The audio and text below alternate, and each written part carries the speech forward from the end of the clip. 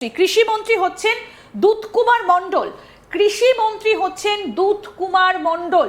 পশ্চিমবঙ্গের মতো একটা কৃষি, যেখানে পশ্চিমবঙ্গের কৃষি কিন্তু প্রধান জীবিকা, এখনো পর্যন্ত কৃষি নির্ভর একটা রাজ্য পশ্চিমবঙ্গ, সেই জায়গায় দাঁড়িয়ে কৃষি মন্ত্রীর ভূমিকা অত্যন্ত গুরুত্বপূর্ণ। দুধকুমার মণ্ডল, তার উপরে ভরসা রেখেছে দল।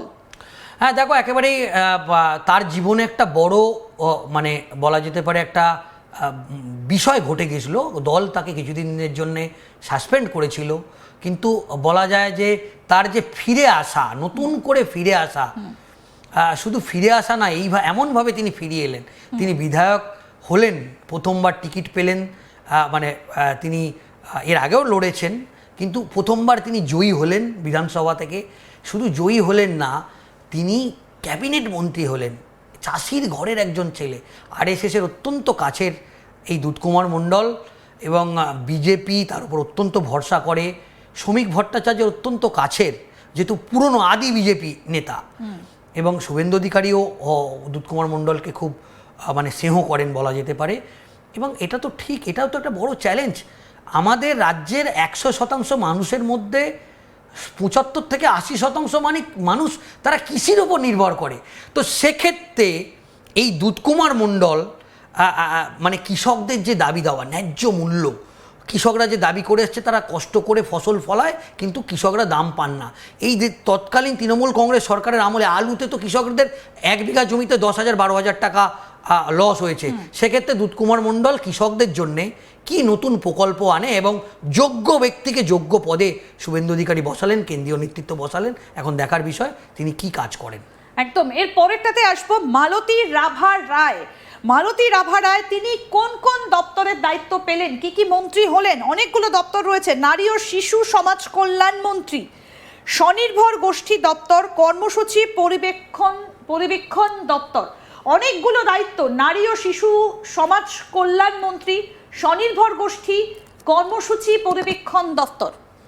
দেখো, মালতী মানে বলা যেতে পারে মালতী রাভা রায় উত্তরবঙ্গের একটা আদি বিজেপি নেত্রী বলা যেতে পারে। আরএসএসের অত্যন্ত কাছের, মানে খুব ঘনিষ্ঠ একজন ব্যক্তি। শুধু আরএসএসের না, আমি বলবো তিনি মানে উত্তরবঙ্গের মানে যতজন বিধায়ক আছে তার মধ্যে সবথেকে ঘরের মেয়ে বলা হয় এই মালতী রাভা রায়কে। কারণ দীর্ঘদিন তার আরএসএসের সঙ্গে যোগ, এবং পার্টির মানে খারাপ সময়ে মালতী রাভা রায়কে পাওয়া গেছে। অবশ্য উত্তরবঙ্গের সংগঠনে তার একটা অত্যন্ত গুরুত্ব আছে। শুভেন্দু অধিকারীর অত্যন্ত স্নেহ করে, অত্যন্ত কাছের। সুকান্ত মজুমদার, বিশেষ করে দিলীপ ঘোষ তাকে খুব পছন্দ করেন।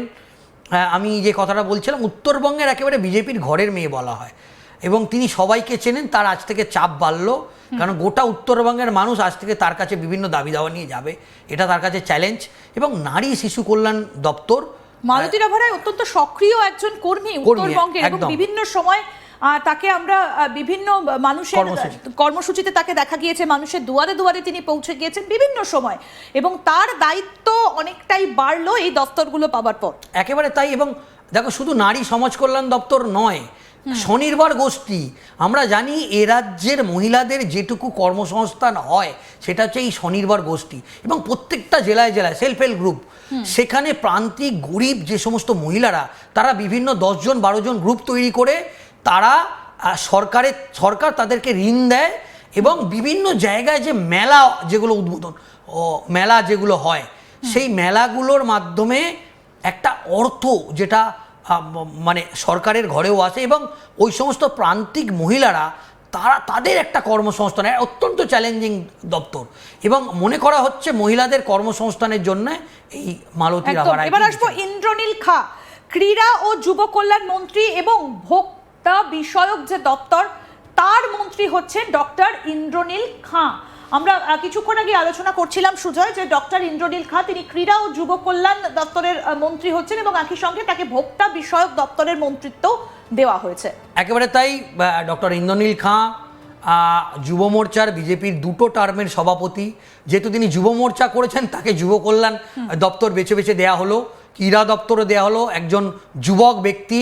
এবং ক্রেতা সুরক্ষা দপ্তর, এই যে উপভোক্তা যেটা তুমি বলছিলে, এটা হচ্ছে ক্রেতা সুরক্ষা দপ্তর। সাধন পাণ্ডের মতো অভিজ্ঞ এক্সপিরিয়েন্স মানুষ দীর্ঘদিনের বিধায়ক, সেই দপ্তর সামলেছেন, সেই দপ্তরে আনা হলো।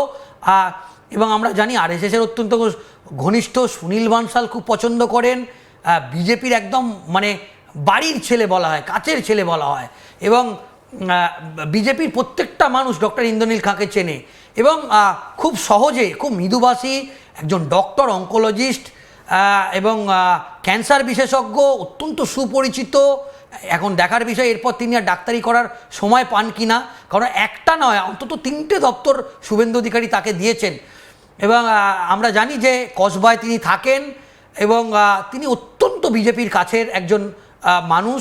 তিনি পার্টির দুর্দিনে ছিলেন, যুব মোর্চার মতো দায়িত্ব সামলেছেন, থানায় আন্দোলন করেছেন, তিনি জেল খেটেছেন, এটা তার পুরস্কার। এবং আশা করি আগামী দিনে তিনি ভালো কাজ করবেন। কিছুক্ষণ আগে আমি তাকে ফোন করেছিলাম, আজ তাক বাংলার পক্ষ থেকে তাকে অভিনন্দন জানিয়েছি, এবং তিনি আজকে একদম আজ তাক বাংলাকে মন্ত্রী সবার তালিকা পর তিনি জানিয়েছেন যে আজ থেকে তার অনেক দায়িত্ব বেড়ে গেল, এবং আগামী দিনে মুখ্যমন্ত্রী যেভাবে তার উপর ভরসা করেছেন সেই দায়িত্ব তিনি অক্ষরে অক্ষরে পালন করবেন, সেটা তিনি আজ তাক বাংলাকে। এবার আসবো পরবর্তী, পূর্ণিমা চক্রবর্তী, তিনি কোন মন্ত্রকের দায়িত্ব পেলেন? পূর্ণিমা চক্রবর্তী তথ্য সংস্কৃতি দপ্তরের প্রতিমন্ত্রী এবং পর্যটন প্রতিমন্ত্রী। আরও একবার জানাই, পূর্ণিমা চক্রবর্তী তিনি তথ্য সংস্কৃতি দপ্তরের প্রতিমন্ত্রী এবং পর্যটন প্রতিমন্ত্রী হলেন পূর্ণিমা চক্রবর্তী। আমি সুজয় এই জায়গাটা একটু আসবো। পর্যটন মন্ত্রী হচ্ছেন শঙ্কর ঘোষ এবং এই দপ্তরেরই প্রতিমন্ত্রী হচ্ছেন পূর্ণিমা চক্রবর্তী। তার মানে পর্যটন শিল্পে জোর দেওয়া হচ্ছে, এবং তথ্য সংস্কৃতি দপ্তরের প্রতিমন্ত্রী হচ্ছেন পূর্ণিমা চক্রবর্তী, দুটো দপ্তর। একেবারে তাই। দেখো, উত্তর কলকাতার মহিলা মোর্চার সভানেত্রী ছিল এই পূর্ণিমা চক্রবর্তী, একদম লড়াকু নেত্রী, হেভিওয়েট ক্যাবিনেট মন্ত্রী। শশী পাঁজাকে তিনি হারিয়েছেন।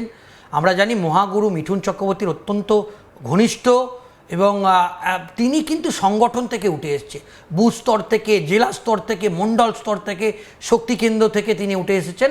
তিনি পার্টির মানে সঙ্গে জড়িত ছিলেন, এবং আমরা জানি যে পর্যটন নিয়ে আমি আগেই ব্যাখ্যা দিয়েছি, পর্যটন একটা খুব বড় দপ্তর, এখানে অনেক কিছু করার জায়গা আছে, ঠিক যদি প্ল্যানিং করা যায় এখানে একটা বড় কর্মসংস্থান হবে।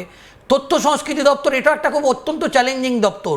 এই সরকারের মুখ মানে এই যে প্রচার, সেটা কিন্তু তথ্য সংস্কৃতি দপ্তর মানে সংবাদ মাধ্যম যেটা করবে, সেটা আমরা মনে করছি যে শুভেন্দু অধিকারী নিজের হাতে রাখলেন এবং প্রতিমন্ত্রী করলেন পূর্ণিমা চক্রবর্তীকে। এখন দেখার বিষয় যে সরকারের যে কাজ সেগুলোকে কিভাবে গোটা রাজ্যের মানুষের কাছে তিনি তুলে ধরেন, এটা একটা অত্যন্ত চ্যালেঞ্জিং দপ্তর। এখন দেখার বিষয় তিনি এটা কিভাবে সামলাবেন। একদম। এরপরে আসবো মনোজ কুমার ওরাও, বনমন্ত্রী এবং পরিবেশ মন্ত্রী, বন ও পরিবেশ মন্ত্রী।